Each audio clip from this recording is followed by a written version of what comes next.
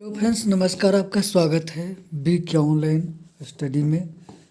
दोस्तों, आप देख रहे हैं यूट्यूब चैनल के माध्यम से रविंद्रनाथ टैगोर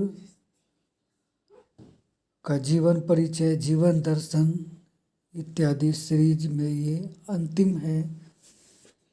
रविंद्रनाथ टैगोर का जो शिक्षा का अन्य पक्ष था, इसके बारे में हम इस वीडियो में चर्चा करेंगे। शिक्षा का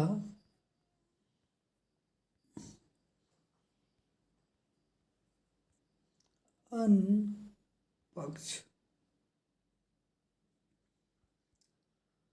तो वीडियो के अंत तक बने रहिए कि रविंद्रनाथ टैगोर का जो शिक्षा के अन्य पक्ष के बारे में उनका विचार था, सोच था, इसकी विस्तृत चर्चा हम इस वीडियो में करेंगे। दोस्तों, यदि आप चैनल पर नए हैं तो चैनल को सब्सक्राइब कीजिएगा, लाइक कीजिएगा ताकि, और बेल आइकन को ज़रूर दबाइएगा ताकि नोटिफिकेशन आप तक सबसे पहले पहुंचे।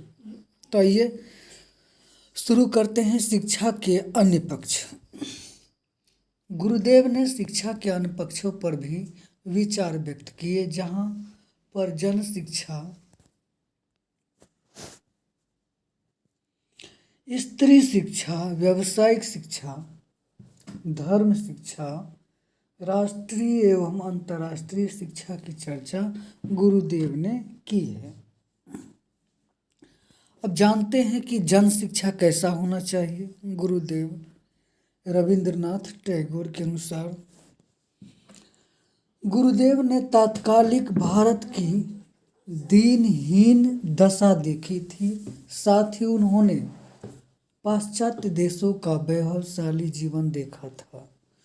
गुरुदेव ने अनुभव किया कि हमारे देश का पिछड़ेपन का मूल कारण है शिक्षा का अभाव। देश का जो पिछड़ने का या पिछड़ापन का कारण है, उसका मूल यानी कि जड़ कहना चाहिए कि शिक्षा का अभाव। अतः इन्होंने जन शिक्षा की आवश्यकता पर बल दिया। शिक्षा जो है हर किसी के पास सुलभ हो और हर कोई शिक्षित हो, सभ्य बने। जन शिक्षा की गुरुदेव ने व्यापक रूप में लिया। प्रथमतः गांव एवं शहर के सभी बच्चों के लिए समान, सामान्य, अनिवार्य, शब्दों पर ध्यान दीजिए, समान शिक्षा, सामान्य शिक्षा और अनिवार्य शिक्षा एवं निःशुल्क शिक्षा की व्यवस्था की जाए। निःशुल्क भी होना चाहिए, सामान्य, समान और अनिवार्य, तथा शिक्षित प्रौढ़ों के लिए पढ़ने लिखने का ज्ञान कराया जाए। प्रौढ़ों को तो हम शिक्षित नहीं कर सकते, लेकिन कुछ ज्ञान दे सकते हैं, साक्षर बना सकते हैं। गुरुदेव के अनुसार भारत का उत्थान ग्रामोद्धार द्वारा ही संभव है। प्रौढ़ शिक्षा के लिए गुरुदेव ने रात्रि पाठशालाएं खोलने पर बल दिया और कहा कि प्राथमिक पाठशालाओं के शिक्षकों और माध्यमिक पाठशालाओं के शिक्षार्थियों को इन पाठशालाओं में प्रौढ़ों को पढ़ाने का कार्य करना चाहिए। प्रौढ़ों को पढ़ाने के काम में उन्होंने प्राथमिक शिक्षा के शिक्षक, प्राथमिक शिक्षक, प्राथमिक शिक्षक और माध्यमिक कक्षा में पढ़ने वाले छात्र को लगाया गया। उनको इंफ्रास्ट्रक्चर सुविधाएं व्यवस्था की गई। अब जानते हैं स्त्री शिक्षा के बारे में रविंद्रनाथ टैगोर का क्या विचार था। गुरुदेव ने स्त्री शिक्षा के महत्व को स्पष्ट किया और उनकी शिक्षा की पूरी रूपरेखा तैयार की। गुरुदेव के अनुसार प्राथमिक शिक्षा लड़के लड़कियों के लिए समान रूप से होनी चाहिए। माध्यमिक स्तर पर लड़कियों के लिए गृह विज्ञान जो उनके लिए उपयोगी होना चाहिए, गृह विज्ञान अनिवार्य रूप से होनी चाहिए, क्योंकि उन्हें पत्नी और माता की भूमिका अदा करनी होती है। इसलिए स्त्रियों को गृह विज्ञान में दक्ष होना चाहिए, उनको गृह विज्ञान की शिक्षा मिलनी चाहिए, व्यवस्था होनी चाहिए तथा उच्च शिक्षा की लड़के तथा लड़कियों के लिए स्पष्ट किया।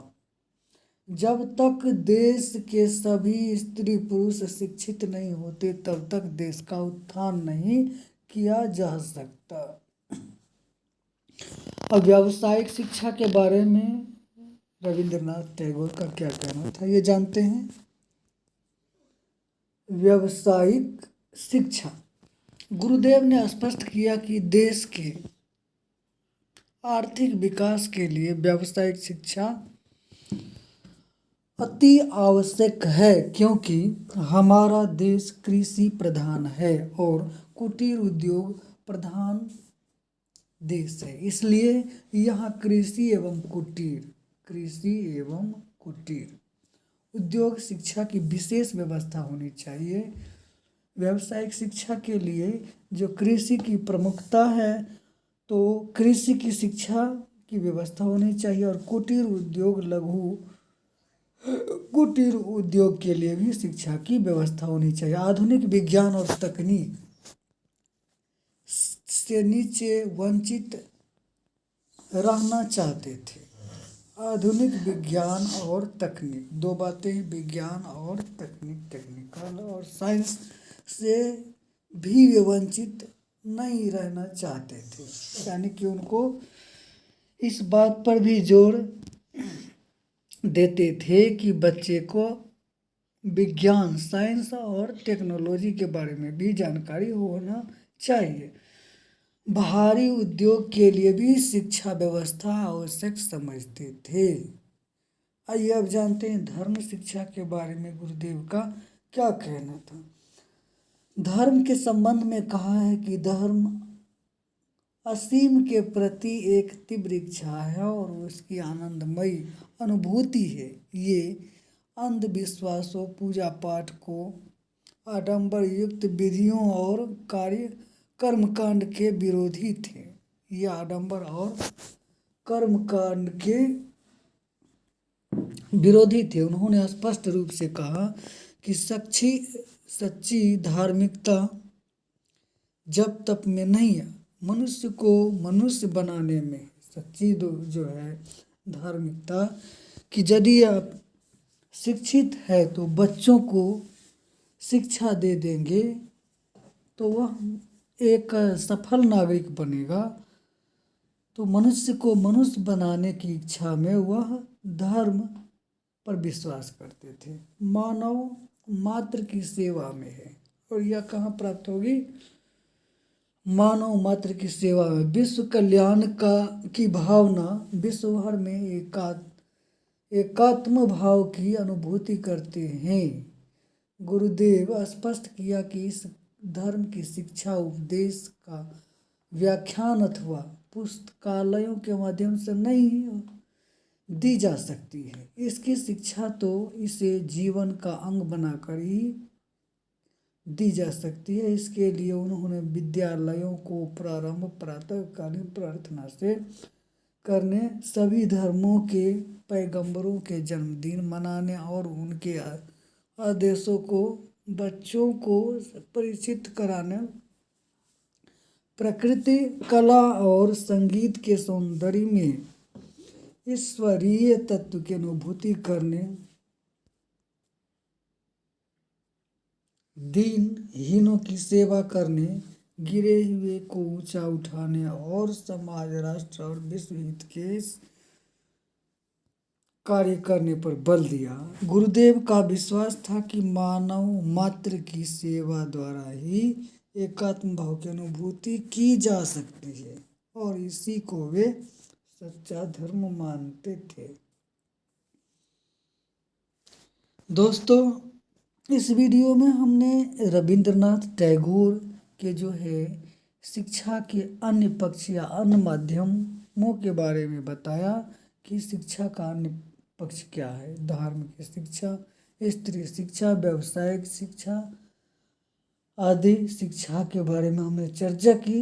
यदि वीडियो आपको पसंद आए तो लाइक कीजिएगा और दोस्तों में शेयर कीजिएगा। मेरा नेक्स्ट वीडियो अपलोड करने से पहले नोटिफिकेशन के लिए बेल आइकन को ज़रूर दबाइएगा। जय हिंद दोस्तों, धन्यवाद।